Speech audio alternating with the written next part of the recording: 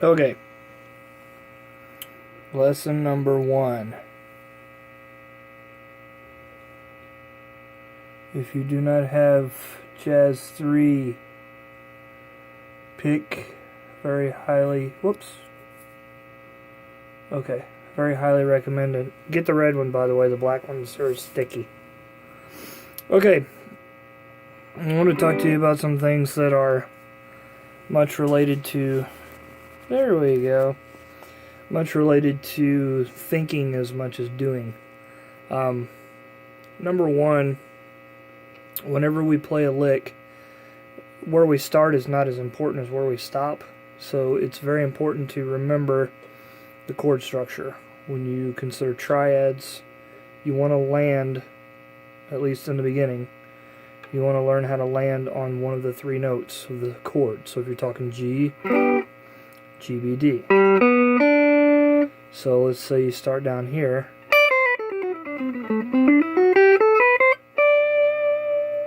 I landed on one of the chordal tones. A really superb player can play in such a way that he hits notes he or she hits notes in a way that you can tell they're changing chords without actually playing chords, and that's very difficult to do. But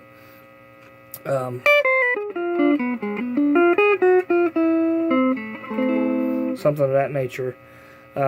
But it's very important to remember the triad thing, especially when improvising and learning how to put things together. So the first thing, again, I've already covered this in another lesson, but is putting the chords together. Here's the first form of G, the first bar chord we learned. Then we flip that with the B's and the bass. I'm just going to go through this briefly. Here's this. We go up to the 10th fret, and then this is very hard to explain, but G, B, and we bar here. And holding this is tough. Top note you do not hit.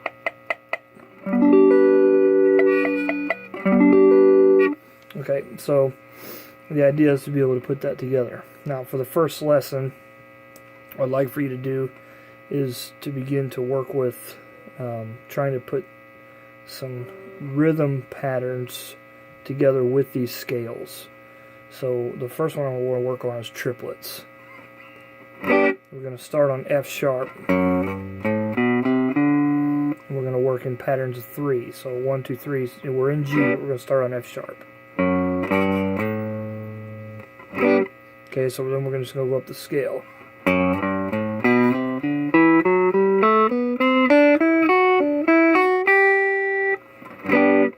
Now, the idea, of course, eventually is to get up to speed. So, let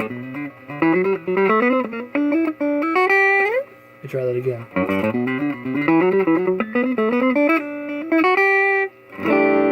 So, the ultimate thing is to begin to move that down the neck.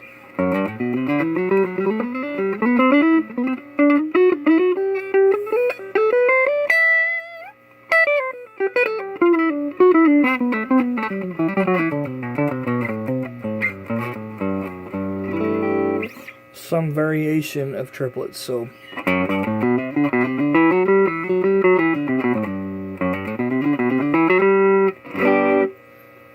there's triplets from that form. Now we want to stretch out to the next chord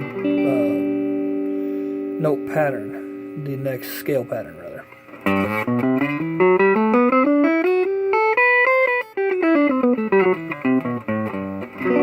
So same thing here, we want to go with triplets.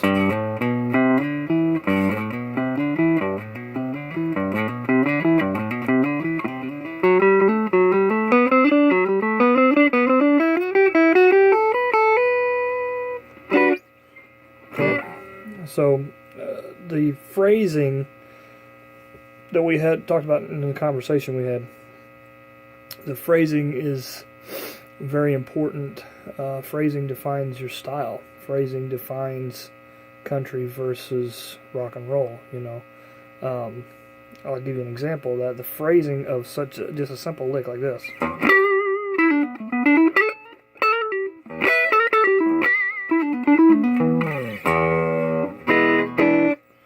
But then if I take that same thing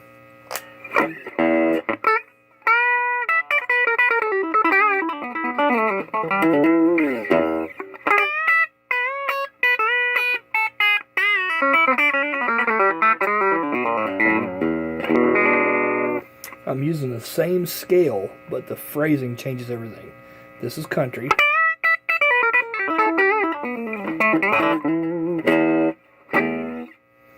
Then this is more rock style.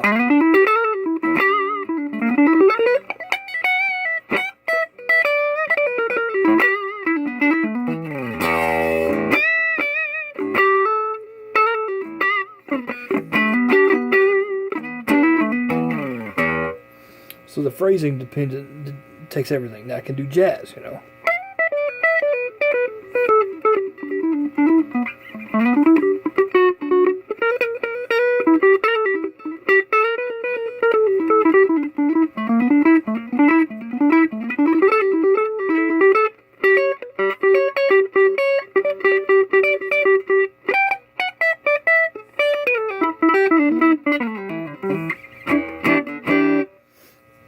So phrasing is a very important key to understanding music in general.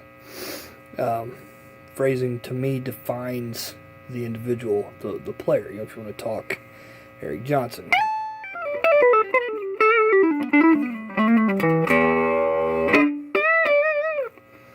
Eric Johnson is one thing, Brent Mason is something else.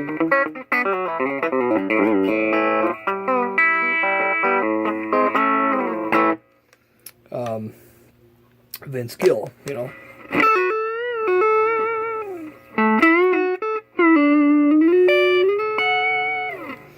They all have an expression. They all have a certain way that they approach a note.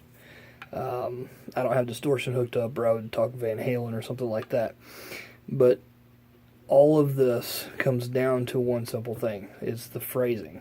We all have the same notes. There are only 12. So what we do with those determines the thing. So your rhythm patterns are important. So we talked about triplets. Let's talk now about something I learned called caterpillar, which is basically 16 notes. But this is an exercise that I'd like for you to look at. Notice my pick hand. Watch this side over here. 1, E, and up and down. Not just...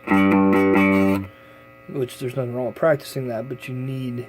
If you're going to gain any kind of serious speed, you got to learn to alternate pick. And we'll talk about that some other time, but right now it's just up and down.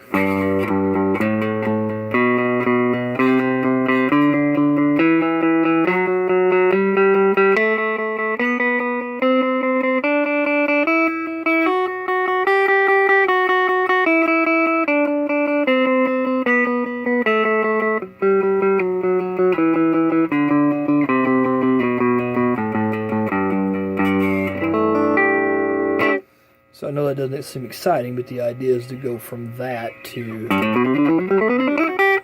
So you put all your 16th notes going forward instead of on the same note.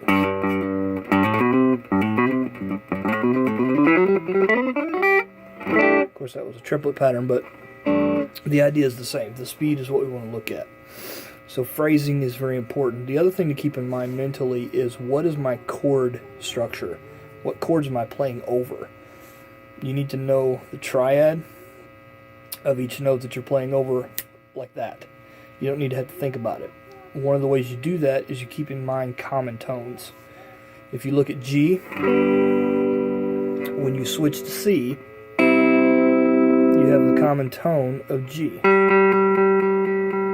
So there's two notes that they share. Or excuse me, one note that they share. Now, if let's say you go from this.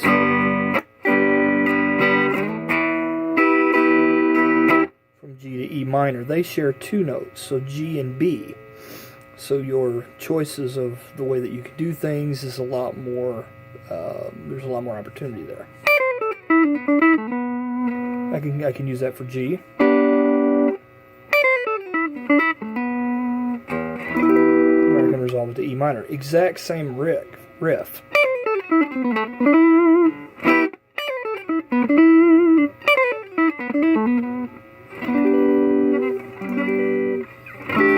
So these are some simple things, yet they're very, very important, and it's a thing that a lot of people miss, because there's not a whole lot of book learning on that. But the important thing is the phrasing and the rhythmic patterns, putting them together. Phrasing, rhythm, and tone pretty much define what your style is going to be. There's a few other things here and there that contribute, but overall you can plug in anybody else's amp, anybody else's guitar, still sound like you, as long as you have your phrasing and your rhythmic patterns, and even your tone to a large degree, because your fingers really determine the most of that. So I hope this helps you. One of the other things I wanted to show you real quick was pick. Now my knee's kind of in the way because I'm sitting on the floor, but your pick is very important, and we could do a whole lesson on this. But when you look at the pick, when you are picking, now I'm used to putting my hand up here a lot because of a chicken pick, you know.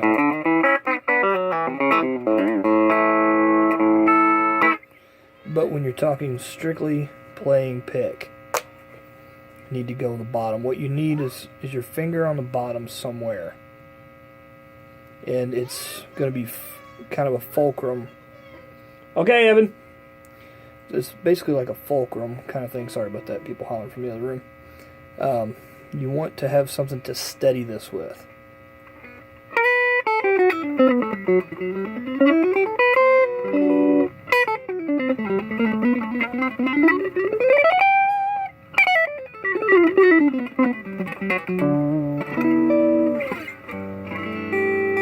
So